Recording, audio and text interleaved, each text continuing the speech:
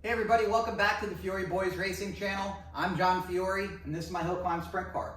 It recently occurred to me that a lot of my viewers don't even know who I am or anything about my background, and I really haven't shared any of that. So today I'm going to do that, and let's just hop right into it. Everything I'm talking about today is pertains to racing somehow or some way. It's a connection to racing. Without further ado, my mom, her dad was an electrical engineer for NASA and the DoD. So I think that's where I get my genes or my mechanical ability from. My father has been a lifelong car guy, and in the 60s, before he was even able to drive, or legally, he actually started street racing. He's a big drag racer. He raced from, like I said, the 60s into the early 90s, and he was pretty good. Recently, he's gotten back into it, and I wish him the best of luck. Hopefully I get out to see a few of his races this year, and that they don't overlap ours. So moving on here, very early on, soon after we arrived, we had just moved to Connecticut. Soon after that, we had started to race BMX bikes. We kind of happened into that by accident. We heard about a track and we showed up with some bikes, and I ended up winning my first race. That kind of set the tone for the rest of my my BMX career, and we ended up doing really, really well. We toured the country, won probably hundreds of races. It was just me and my older brother. My two younger brothers weren't old enough yet. Like I said, touring the country and all that stuff, and ended up being 6th in the country, US Open #3, 2-time Connecticut state champion, probably hundreds of race wins, national events. I won my first national event. So I was, it was awesome. It was a really good way to learn how the racing industry works. Granted, it wasn't motorsports or anything like that, but it was pretty close. It taught me a lot about racing and life and all that stuff. So, and as you can imagine, I was in school at that point. School was really tough for me. I went to 9 schools in 12 years. I had learning disabilities, including dyslexia, which does have its benefits. For instance, Jackie Stewart, he couldn't read because he was so dyslexic. But he memorized every little nuance about every track that he had visited in a sprint car. He memorized every aspect of it. So I would call that a benefit. In recent years, I've come to find out that there are a lot of people with dyslexia think differently. So they're better as entrepreneurs and stuff like that. Great problem solvers. We are great problem solvers. I can't get that out, I'm sorry. So that really has helped me, I guess, throughout the years, except it didn't help me in school. So I was misunderstood and all that stuff, and as you can imagine, 9 schools in 12 years, it was tough to make friends and develop social skills and stuff like that. So I think I was kind of behind the curve as far as that on that stuff. Between my junior and senior year, my family moved from Connecticut to Pennsylvania, and it was kind of a culture shock. And not kind of, it was a massive culture shock. Went from a pretty ritzy town in Connecticut to literally living on a chicken farm, and I ended up running that chicken farm. So that was tough. However, my time at the chicken farm, I didn't take a paycheck or anything like that. So as my payment, my father helped me start my racing career. I started out with go-karts, eventually graduated into full-size sprint cars, and the rest is history, as they say. But during those years, my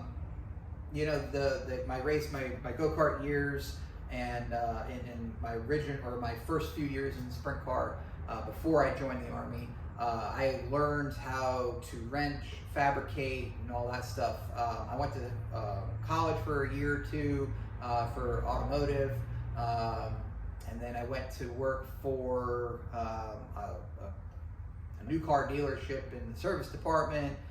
Then I went to work for a a hot rod builder, and learned how to do body work there also. And then I went to a place called Way Cool Hot Rods, and I was only there for a short bit, but the owner there, Bob Meshi, he really taught me a lot on how to build cars the right way, and a lot of those skills that I learned back then in, I think it was 2004 or 5, those skills I was still able to apply on this years and years later. Obviously developing them throughout the years and all that. And even while I was in the Army, which we'll touch on in a second here, I was still, doing body work on the side, still fabricating on the side, stuff like that. Not so much when I was in Germany, but back when I was back in the States, I was definitely gung-ho about that. So in 2006, I decided, I had an opportunity to move out to Arizona, and moved out there and raced wingless sprint cars for a year. That really that taught me a lot of things on how to drive, stuff that I still draw upon even when I'm in the car still today.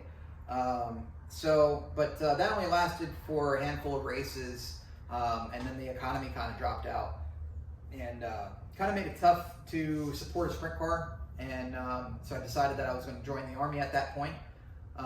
Within a week of walking in the recruiter's office, I was in Fort Knox, and I became a tanker. I served for 7 years. I had 2 combat deployments to Iraq, a year each. And my first 3 years, I was in Germany, but one of those years I was in Iraq. But my first 4 consecutive years were overseas. It was Germany, Iraq, and then I went back to Fort Hood for 3 years. So that was best decision I ever made. Then when I was in Fort Hood, I was starting to deal with some stuff that was, I was going through a lot of tough times, as you guys can imagine, and came to find out that I had bipolar disorder. And that was being exacerbated by, other battles I was facing. I was battling, obviously. So at that point, I was retired, and I had started. Got hired as doing a corporate gig, and that was back in 2014. So in 2014, my brother. I was helping him on his 305 sprint car, and then so we did that for a year, and then 2015 I built my own car to run the 305 sprint cars again, and he had already graduated to the 410 sprint car division by then. So I was running my own car and helping him, and that was a lot of racing, a ton of racing. And then I was doing 50, 60 hours a week for the corporation that I was working for, and it kind of burnt me out. And I didn't even take any leave after I got out of the Army till when I started my job. I was actually still enlisted when I started my job at Granger. So I was double dipping for a little bit, which was cool. But it, so all of that, I didn't have a break, didn't have any of that, that rest and relaxation everybody needs. And it kind of burnt me out, and, I hit rock bottom. Ended up in the hospital, and struggled for a little bit, but then I made a decision that I was just going to be a better person every day, just try to wake up and be the best person that I can every day. And that's what I've been doing. And it led to the best things in life. It led to my wife first and foremost. Without her, I wouldn't be where I am in life. And I might not even be here. Who knows? She has been everything to me. So it was on that path, you know, it took taking that path to get my mind right to be able to find a person like her. Without getting too mushy though,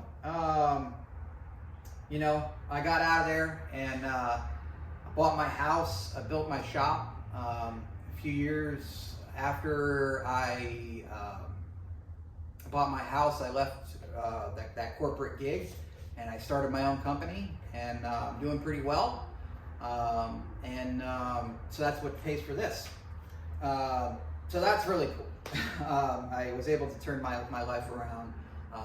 Not that I had any, you know, like I heard about my brothers getting into legal trouble and women, you know, I've had my fair share of women problems, but, you know, but these guys are, you know, struggling. And if you ever see a veteran that is, make sure you reach out to them. They might say they're good or shrug it off or something like that, but, you know, look after them. They're not always the supermen that people make us out to be. So, anyway, like I said, started my own company, and soon after I was able to, actually right around the same time I started my company, I started building this. It's been probably a couple of years now, so to see this thing grow and my company grow at the same time has been absolute dream come true. I mean, you really can't ask for a better dream than that. My future, we got a lot of stuff in the future. I'm actually going to be wrenching on and potentially driving a super sportsman sprint car. It's a little bit different type of sprint car, but it's still a sprint car. We're also looking at doing maybe some endurance road racing next year. You know, obviously we're concentrating on the 2025 running for Pikes Peak. So anything after that race is fair game. And that's, you know, it's July. That's the first weekend, or the last weekend of June is usually the race for Pikes Peak. So, you know, there's a lot of season after that, so that hopefully we can get that in. Then I have a little bit of drag racing also. I'm sure you've seen my Mustang I have over here. I also have a 2012 Caprice that I drag race. Both of those cars are purely just fun. There's no big ambitions with it. It's just basically show up and, you know, run. This is a little bit more towards trying to achieve that, you know, professional level of racing. I'm not going to drone on forever. I'm sure I've talked enough. I got a lot of editing to do. So I appreciate you guys taking the time to hear me out, and hopefully you follow along with the rest of the build and everything. Please like, share, and subscribe, and hopefully I see you in the next one. Thanks.